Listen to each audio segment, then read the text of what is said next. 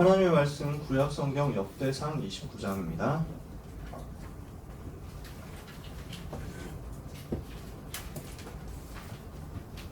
구약 성경 역대상 29장 10절에서 19절까지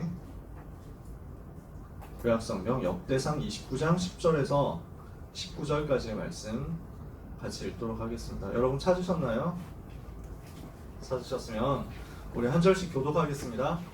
역대상 29장 10절에서 19절입니다. 다윗이 온 회중 앞에서 여호와를 송축하여 이르되 우리 조상 이스라엘의 하나님 여호와여 주는 영원부터 영원까지 송축을 받으시옵소서. 교독인데 못 찾으셨어요 아직? 네, 교독하는 건데 여러분 읽을 차례죠, 그죠? 11절이요.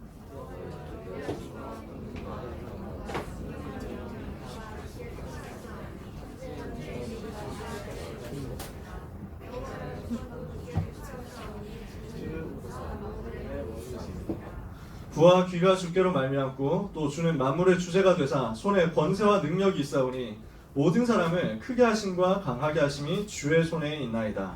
우리 하나님이여 이제 우리가 주께 감사하오며 주의 영화로운 이름을 찬양하나이다. 나와 내 백성이 무엇이기에 이처럼 즐거운 마음으로 드릴 힘이 있었나이까. 모든 것이 주께로 말미암았사오니 우리가 주의 손에서 받은 것으로 주께 드렸을 뿐이니이다. 우리는 우리 조상들과 같이 주님 앞에서 이방 나그네와 거민민들이라. 세상에 있는 날이 그림자 같아서 희망이 없나이다. 우리 하나님 여호와여 우리가 주의 거룩한 이름을 위하여 성전을 건축하려고 미리 저축한 이 모든 물건이 다 주의 손에서 왔사오니 다 주의 것이니이다. 나의 하나님이여 주께서 마음을 감찰하시고 정직을 기뻐하시는 줄을 내가 아나이다. 내가 정직한 마음으로 이 모든 것을 즐거이 드렸사오며 이제 내가 또 여기 있는 주의 백성이 주께 자원하여 드리는 것을 보니 심히 기쁘소이다. 우리 조상들 아브라함과 이삭과 이스라엘의 하나님 여호와여 이 주께서 이것을 주의 백성의 심중에 영원히 두어 생각하게 하시고 그 마음을 준비하여 주께로 돌아오게 하시오며 또 내 아들 솔로몬에게 정성된 마음을 주사 주의 계명과 훈명과 율례를 지켜 이 모든 일을 행하게 하시고 내가 위하여 준비한 것으로 성전을 건축하게 하옵소서 하였더라. 아멘. 네, 고생하셨습니다. 뭔가 읽느라고 되게 막 고생하신 것 같은데 하나님의 음성을 우리가 다 같이 들어야 되겠습니다. 우리 줌으로 예배드리는 모든 랩런트들도 현장에서 똑같은 은혜, 똑같은 응답 받게 되시기를 축복합니다. 오늘 우리가 같이 나눌 말씀 다윗의 임금 시절입니다.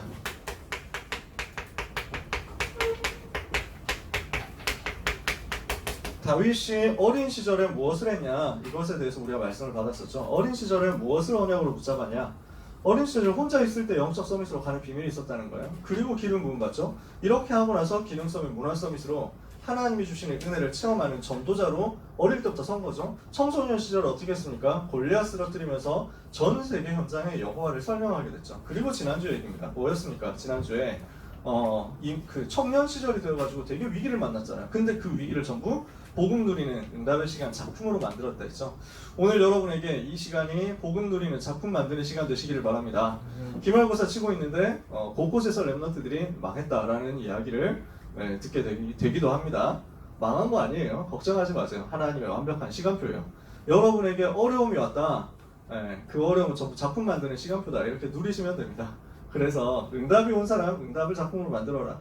문제 온 사람 문제를 작품으로 만들어라. 이게 지난주 강단 말씀이었어요. 오늘 우리가 나눌 메시지가 다윗이 임금 시절에 어떻게 응답을 누렸느냐 그 얘기입니다. 여러분 우리가 생각해야 될 게 있는데요. 사람은 완전하지 않습니다. 사람은 불완전합니다. 사람은 실수할 수 있습니다. 왜 그렇죠? 인간은 하나님이 아니거든요. 사람은 하나님이 아니기 때문에 여러 가지 연약할 수 있어요. 부족할 수 있습니다. 그래서 문제 만날 수 있습니다. 여러 가지 실수할 수 있습니다.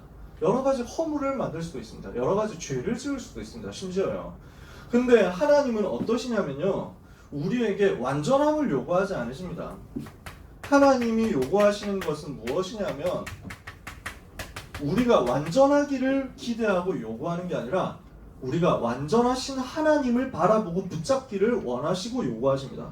이게 차이가 뭔지 아세요? 이 차이가 뭔지 아세요? 내가 훌륭해야만 모든 문제 해결되냐? 그렇지 않다니까요. 내가 완벽해야만 승리하고 세계복음할 수 있냐? 그렇지 않다니까요. 우리는 완벽할 수 없어요. 전부 완벽하지 못합니다. 전부 완전하지 못합니다. 전부 실수할 수 있습니다. 연약합니다. 하나님은 그것을 다 알고 여러분을 불렀습니다. 여러분이 능력이 좀 없을 수도 있어요. 여러분이 실력이 없을 수도 있습니다. 여러분이 인성이 좀 아닌 것일 수도 있습니다. 예를 들어서 인성이 진짜 이 인간 인성이 좀 너무한데 싶은 사람이 바로 여러분 자신일 수도 있습니다. 괜찮다. 하나님은 여러분에게 완전함을 요구하시는 것이 아니라 완전하신 하나님을 믿고 그 하나님을 사랑하기를 요구하시고 원하십니다. 이것을 제일 잘한 임금이 다윗이었어요. 그래서 다윗이 최고의 임금이 된 것입니다. 모든 왕들 중에서 다윗이 제일 훌륭한 사람이었냐? 그렇지는 않습니다. 아마도요. 모든 왕들 중에서 실수 제일 안 한 사람이 다윗이었냐? 그건 확실히 아닙니다. 그건 분명해요. 다윗이 보면 나중에 흑역사 많거든요. 다윗이 실수한 거 있거든요. 근데 그것도 큰 실수했거든요. 근데 다윗을 보고 하나님은 최고의 임금이다 이렇게 얘기했어요. 나중에 사도행전 13장에 보니까 바울이 뭐라고 다윗에 대해서 설명하냐면 하나님이 봤을 때 내 마음에 합한 사람이다. 최고의 임금이었다. 이렇게 평가했다는 거죠. 왜 그랬느냐? 무엇 때문에 그랬느냐? 다윗은 하나님을 가장 믿은 사람이었다. 다윗은 완전하지 않지만 완전하신 하나님을 가장 신뢰하고 가장 믿고 가장 바라보고 그 완전하신 하나님을 가장 사랑한 사람이었어요. 이게 다윗이었어요. 여러분 마음속에 뭐가 있었으면 좋겠냐? 하나님을 가장 사랑하는 마음이 있었으면 좋겠어요. 하나님을 사랑하는 이것이 하나님과 소통되는 응답이 있었으면 좋겠어요. 야, 이 사람은 진짜 하나님을 사랑하는구나. 누가 봐도 그렇게 평가되고 누가 봐도 그렇게 인정할 만큼 여러분이 하나님을 사랑하는 영적 서밋으로 서게 되었으면 좋겠어요. 하나님은 이 일로 여러분을 부르신 것입니다. 그래서 다윗이 뭘 보여줬냐? 하나님을 사랑하는 사람이란 것 어떤 것인가? 이것에 대해서 다윗이 보여줬어요. 왕으로서 이것을 모델적으로 보여준 겁니다. 다윗이 처음에 왕이 됐을 때 유다 지파의 왕이 되었어요. 헤브론에서 7년 동안 다스렸습니다. 이스라엘의 내전 상황이 좀 있었어요. 그랬다가 이스라엘이 다시 통일되면서 온 이스라엘의 왕이 됩니다. 유다 지파만의 왕이 아니라 온 이스라엘의 왕이 되어가지고 예루살렘을 정복하고 그 예루살렘을 수도로 선포합니다. 다윗성으로 선포합니다. 이렇게 해서 다윗이 왕이 되는데요. 예루살렘에서 40년 동안 다스리거든요. 왕이 된 다윗이 예루살렘에서 40년 동안 다스리게 되는 그 첫 번째 시작에 제일 먼저 한 일이 무엇이었냐? 다윗이 왕이 되어가지고 제일 먼저 한 일이 무엇이었냐니까요. 언약궤를 예루살렘으로 옮긴 거였어요. 언약궤가 오벳에돔이라는 사람의 집에 있었거든요. 그 언약궤를 모시고 오는 게 다윗이 제일 먼저 한 일이었어요. 왜냐? 하나님이 가장 원하시는 것이 무엇인지 여기에 가장 초점이 있고 관심이 있었거든요. 왕 되자마자 한 일이었단 말이지. 이 말은 무슨 말이냐면요. 하나님을 너무 사랑했다는 거야. 정말 하나님 사랑하니까 왕 되자마자 제일 먼저 한 일이 하나님의 말씀이 담겨있는 하나님의 언약이 담겨있는 언약궤를 모시고 오는 것이었다. 그럼 이 말은 무슨 말이냐? 하나님을 너무 사랑했다는 것이고 하나님이 주신 말씀을 너무 사랑했다는 것입니다. 여러분이 이런 사람이 된다. 그러면 여러분은 완전 승리합니다. 사단이 여러분을 절대로 건드리지 못합니다. 하나님이 여러분을 완전 축복하시는 거예요. 이것을 두고 언약궤를 모시고 오는데 그냥 모시고 오지 않았어요. 사무엘하 6장에 보니까 다윗이 언약궤를 모시고 오는 그때 제사장들이 메고 오는데 그 6걸음 걸어갈 때마다 제사장들이 언약궤를 메고 가잖아. 그때 6걸음 걸어갈 때마다 소와 살찐 송아지를 잡았어. 소를 잡고 하나님께 예배를 드리고 제사를 지낸 거야. 그만큼 감사헌금을 드린 거지. 소 한 마리가 얼마입니까? 요즘 제가 일부러 검색을 해봤거든요. 1,000만 원 정도 되는데 1,000만 원. 그러니까 6걸음 뗄 때마다 1,000만 원씩 하나님 앞에 헌금했다는 거야. 대박이지. 송아지 한 마리 500만 원이라고 치면 1,500만 원. 그러면 12걸음 걸어가면 3,000만 원씩 이렇게 하나님께 드린 거야. 자기 전부를 드리는 마음으로. 왜냐? 돈이 아까운 게 아니야. 하나님 사랑하는 게 다윗의 전 인생이었거든. 하나님을 사랑하고 하나님의 말씀 사랑하는 것이 다윗에게 가장 깊이 각인된 내용이었거든요. 이것을 가지고 전심으로 예배했어요. 비싸게 헌금했다. 이게 문제가 아니라 내 전부를 드리는 헌신을 했다. 헌금을 했다. 예배를 드렸다. 이거야. 그러면서 뭘 합니까? 언약궤를 모시고 가는데 메고 가는데 제사장들 앞에서 행진하면서 제일 앞에 선 거야. 자기가 임금인데 제일 앞에 서가지고 그때 힘을 다하여 하나님 앞에 춤을 추는 거야. 그래가지고 여호와 하나님 앞에서 춤을 추면서 찬양하는데요. 여러분 우리는 몸 찬양 어떤 마음으로 하고 있습니까? 어떤 스타일로 몸 찬양하고 있습니까? 다윗은 승을 걸고 몸 찬양을 했단 말이지. 얼마나 춤을 잘 췄는지 모르겠어. 다윗이 춤을 잘 췄다는 기록을 성경에 별로 못 봤거든. 근데 진짜 힘을 다해서 춤을 췄는데 어느 정도 춤췄냐? 옷이 벗어질 정도로 춤췄어요. 여러분 생각해보세요. 대통령이 우리 교회 예배를 드리러 왔어. 근데 이제 찬양을 하는 거야. 어린 찬양하는데 여기서 생을 걸고 제일 앞에 와가지고 갑자기 일어나고 대통령이 일어나가지고 막 몸찬양 따라 하다 보니까 뭐 옷이 다 벗겨져가지고 막 이런 거 얼굴에 침 다 묻고 찬양 너무 열심히 해가지고 이런 모습 보면 어떨까요? 국민들이 다윗 임금이 이렇게 찬양하고 예배하는 걸 보니까 어떻게 생각했을까요? 어떤 마음 자세가 되었을까요? 모든 나라 앞에 예배는 이렇게 드리는 것이다 하고 모델이 된 거예요. 저는 우리 교육자들이 그렇게 되기를 바라고 있고 제가 그렇게 되기를 여러분 앞에서 그렇게 되기를 항상 바라거든요. 내가 제일 먼저 예배 성공하고 싶어. 내가 제일 크게 예배 성공하고 싶어. 그러면 랩런트들이 보고 따라올 거 아니야. 저는 그렇게 생각하거든요. 여러분들이 현장에서 예배 모델이 되고 예배 승리의 모델이 성공의 모델이 된다. 그러면 여러분을 보는 모든 후대 랩런트들이 그거 보고 따라올 거예요. 완전 여러분이 예배에 성공하는 전심의 사람 되시기를 축복합니다. 랩넌트가 만약에 진짜 다윗처럼 이렇게 생을 걸고 예배할 수 있다. 그러면 랩넌트는 전 인생에 반드시 승리할 거예요. 하나님이 살아계신 증거가 여러분에게 나타날 것입니다. 참 성공자, 참된 예배 회복하는 사람이다. 그러니까 하나님께서 나라를 강하게 하시죠. 다윗이 어디를 가든지 완전 승리하게 하셨어요. 성경에 보니까 다윗이 어디를 가든지 하나님께서 다윗을 승리하게 하셨다. 모든 원수, 모든 대적이 무릎 꿇게 만드셨다. 왜 그러냐? 다윗이 이렇게 하나님을 사랑하고 하나님을 바라보고 하나님을 예배하는데 그냥 예배가 아니잖아요. 복음의 비밀을 알고 하는 예배거든요. 복음이 선포되는 시간이야. 그러니까 어떻게 돼? 악신이 떠나가잖아. 복음 선포되는 예배 시간에 여러분이 성공한다. 그죠? 그러면요 사단의 권세는 무너지는 거예요. 아까 전에 우리 찬양했잖아요. 그리스도가 왕이라고 선포한 거야. 기뻐하며 왕께 노래 부르리. 그러면 그 왕이라는 말 속에 뭐가 들어있습니까? 사단의 권세를 꺾은 왕이라는 말이 들어있잖아요. 우리가 시간이 없어서 못 불렀지만 왕이신 하나님 높임을 받으셔서 그 말 속에도 그게 들어있는 거야. 원수의 세력이 무너지는 거야. 사단의 권세가 무너지는 거야. 대적이 무너지는 거야. 이때부터 하나님이 살아계신 증거가 현장에서 나타나는 거야. 여러분이 성공자 되는 길은 간단합니다. 복음에 집중하는 예배 성공하세요. 그러면 하나님은 여러분의 인생 전체 역사하시게 되어 있습니다. 세 번째입니다. 어느 정도 다윗이 응답을 받고 은혜를 받았냐? 느비보셋이라는 사람이 있습니다. 이 사람을 평생 도왔어요. 이게 뭘 말하냐면요, 다윗의 그릇입니다. 느비보셋이라는 사람은 사울 임금의 손자입니다. 사울 임금이 누굽니까? 다윗을 죽이려고 했던 원수잖아요. 이 느비보셋을 다윗이 생을 걸고 끝까지 도왔단 말이에요. 한편으로는 느비보셋은 다윗을 최고로 도와주었었던 다윗의 최고의 친구였던 요나단의 아들입니다. 사울 임금의 아들 요나단이 다윗을 알아보고 다윗을 힘을 다해서 사랑하고 도와줬어요. 끝까지 도와줬어요. 사울 임금과 요나단은 둘 다 블레셋과의 전쟁에서 전사했습니다. 그 아들 느비보셋을 챙겨준 거예요. 그것은 무엇을 말하냐? 원수의 손자인데 최고로 챙겨줬다. 그러면서 제일 사랑하는 친구의 아들인데 최고로 보답했다. 원수를 갚는 것이 아니라 원수도 살리는 전도자. 그러면서 자기에게 진짜 복음을 전달해주고 자기와 같이 기도했던 그 동역자, 그 은혜를 절대 잊지 않는 전도자의 그릇이란 말이죠. 여러분이 이 응답을 받으셨으면 좋겠어요. 두 번째, 다윗에게 위기도 왔습니다. 다윗이 왕자리에 있는 동안에 위기가 없었던 게 아닙니다. 제일 큰 문제, 제일 큰 위기는 영적인 위기였습니다. 다윗이 완전 무결한 사람이 아니었어요. 여러 가지 영적 문제가 있었습니다. 그 중에 영적 문제가 뭐였냐면은 여자 많이 만나는 거였어요. 어떻게 보면 좀 추잡스럽죠? 영적 문제예요. 이렇게 해가지고 무슨 문제가 왔냐면 다윗이 전쟁이 한참 일어나고 있는데 자기가 한동안 멍 때리는 순간에 딱 빠진 거야. 여러분 멍 함부로 때리면 안 됩니다. 그리스도로 충만해야 돼. 자기를 비우면 안 되고 그리스도로 충만해져야 돼. 다윗이 멍 때린 거예요. 복음 묵상하고 복음 집중하는 시간을 놓치고 멍 때리고 있는 동안에 여자 한 명 발견했는데 너무 이쁜 거야. 이렇게 해가지고 자기가 왕이잖아. 데리고 와라 이렇게 된 거야. 근데 알고 보니까 유부녀였던 거야. 그것도 자기에게 가장 충성하는 장군의 아내였던 거야. 근데 어떻게 하냐? 불륜을 저지르지. 임신을 한 거야. 진짜 완전 막장 드라마죠. 이런 일이 있을 수가 없어. 이렇게 돼가지고 다윗은 흑역사 중에 흑역사거든 이게.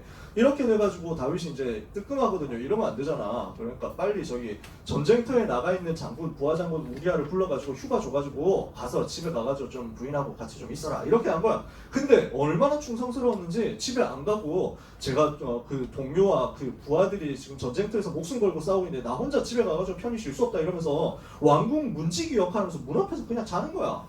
이러니까 다윗이 속이 터지는 거야. 아, 참 미련하니까 진짜 눈치 되게 없네. 이러면서 열받아가지고 뭘 하냐면 전쟁터로 되돌려 보내는데 제일 고생스러운 전쟁터를 보내가지고 죽게 만들어라 이렇게 편지 씁니다. 실제로 우리아 장군은 가가지고 전쟁하다 죽습니다. 이제 유부녀였는데 이제는 미망인 됐잖아요. 데리고 들어옵니다. 이런 추잡한 짓을 했습니다. 영적인 위기죠. 영적인 문제가 딱 작용한 거예요. 뭡니까? 자기 영적 문제, 자기 수준에 빠져가지고 사단에게 틈을 준 겁니다. 딱 사단이 이걸 가지고 파고 들어오거든요. 우리의 약한 부분을 사단은 굉장히 잘 알고 있어요. 이걸 가지고 공격해서 들어옵니다. 근데 이 이유가 중요합니다. 사람은 실수할 수 있다니까요. 다윗이 큰 실수를 했잖아요. 불륜을 저지르는 실수, 간음죄를 저질렀죠. 그러면서 뭐 했습니까? 살인죄를 저질렀어. 살인 교사를 했다니까. 그것도 자기 제일 충성스러운 부하를. 근데 이것을 가지고 영적으로 완전 무너진 상태였는데 선지자, 나단 선지자가 와가지고 이것을 가지고 고발한 겁니다. 임금님 어떻게 이러실 수가 있습니까? 하면서 하나님께서 아십니다. 당신이 죄 지은 거 하나님이 아십니다. 이렇게 해가지고 메시지를 딱 한 거야. 여기에서 다른 임금과 다윗의 차이가 나옵니다. 다른 임금 같으면 어떻게 합니까? 쪽팔리는 얘기 나온다. 이러면 저 새끼가 뭐라는 거야? 이러면서 막 그런 일 없는데 어디 있어? 막 이러면서 막 이래가지고 헛소리하는 놈 저 정신병자 감옥에 집어넣어라 이럴 수도 있어요. 당장 죽여라 이럴 수도 있습니다. 실제로 대부분의 임금들은 그랬습니다. 근데 다윗은 뭘 했냐? 하나님 앞에 선 거예요. 다윗과 다른 사람의 차이는 뭐냐? 죄를 지었을 때 그리고 그것을 지적받았을 때 완전히 하나님 앞에 무릎 꿇고 회개한 거예요. 다윗은 하나님 앞에서 진정한 회개를 한 겁니다. 그 회개의 내용이 성경에 기록되어 있습니다. 옷을 찢고 무릎을 꿇고 울면서 하나님 앞에서 회개하고 내가 죄인이라고 회개했습니다. 그 회개한 내용이 시편 51편에 쭉 기록되어 있습니다. 주제는 뭐냐면 내가 잘못했습니다. 제발 용서해 주세요. 뭐 그런 내용이 아니라 내가 하나님 앞에서 멀어지지 않게 해주십시오. 이게 다윗의 기도였던 거예요.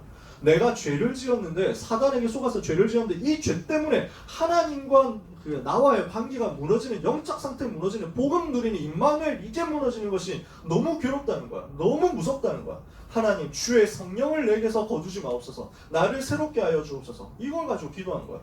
그러니까 영적 문제를 알고 죄와 싸우는 응답을 받은 거죠. 죄와 자기의 영적 문제, 자기에게 있는 여러 가지 죄 문제, 이 여러 가지 고질적인 문제, 이것을 무너뜨리는 영적인 시간표 속으로 들어갔다. 여러분, 실수할 수 있습니다.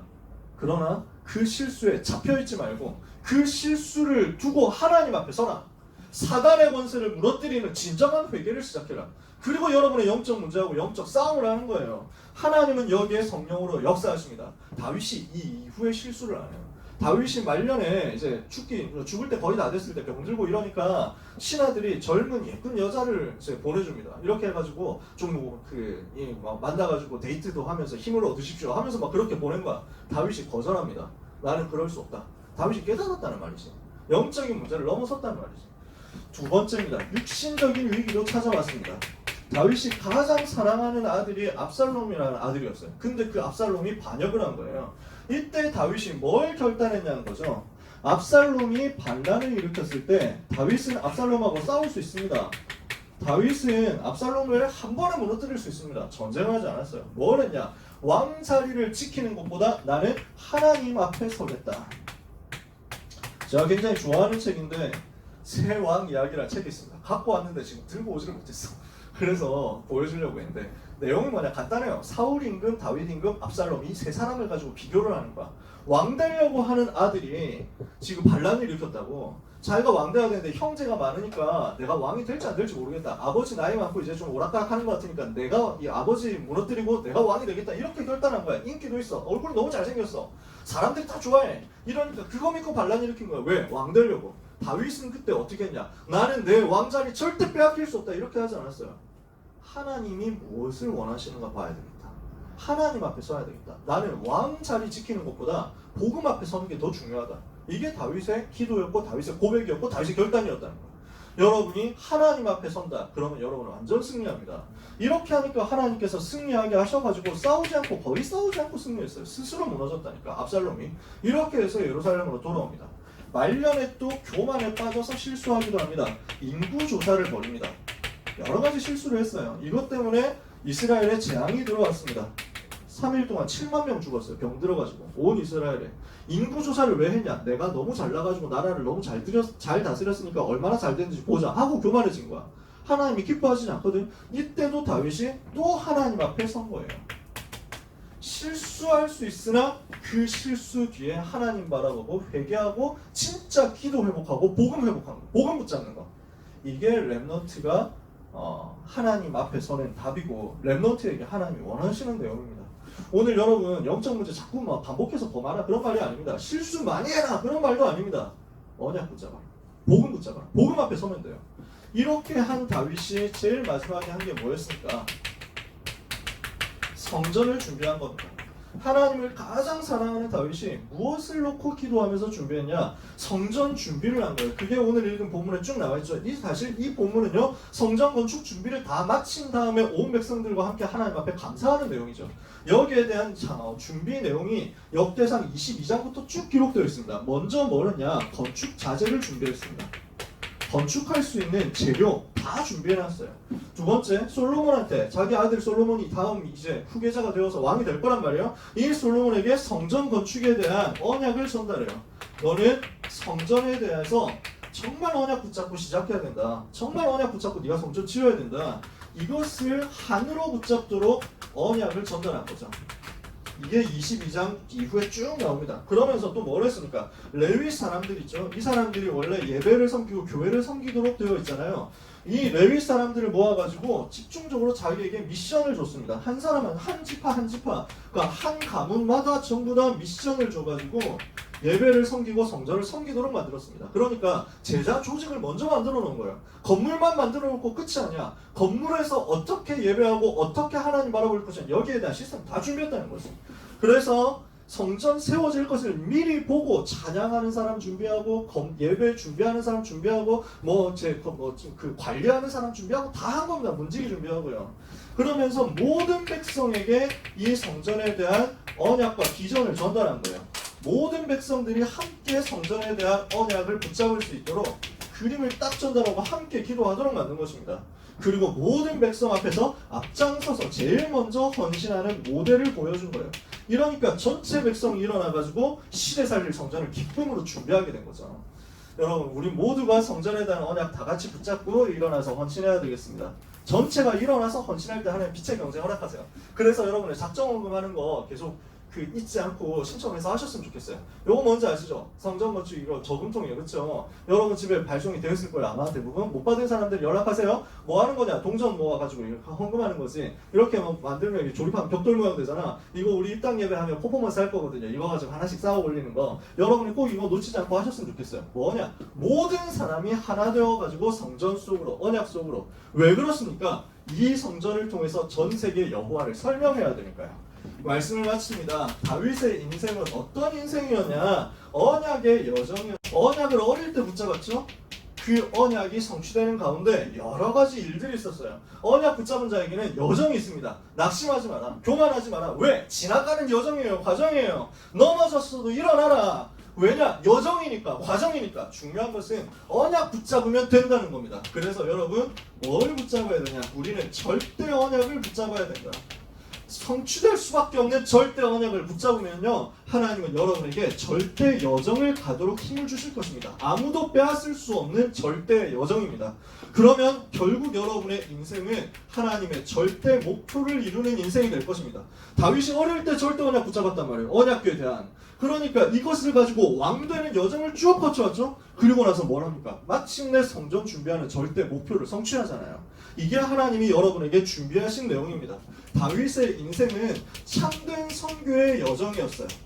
어떤 여정이었냐? 전 세계 여호와를 설명하는 여정이었어요. 시작할 때부터 골리앗 쓰러뜨리면서 온 세계 여호와를 설명했지. 마칠 때 뭘 했습니까? 전 세계 237 나라의 복음을 설명하는 성전을 세운 거지. 시작부터 끝까지 여호와를 설명하는 237 살리는 선교의 여정이었다. 그래서 여러분이 237 나라를 마음에 품어야 되겠습니다. 그 중에 아직도 한 번도 복음 듣지 못한 빈 곳을 향해서 기도 제목을 모아야 되겠습니다.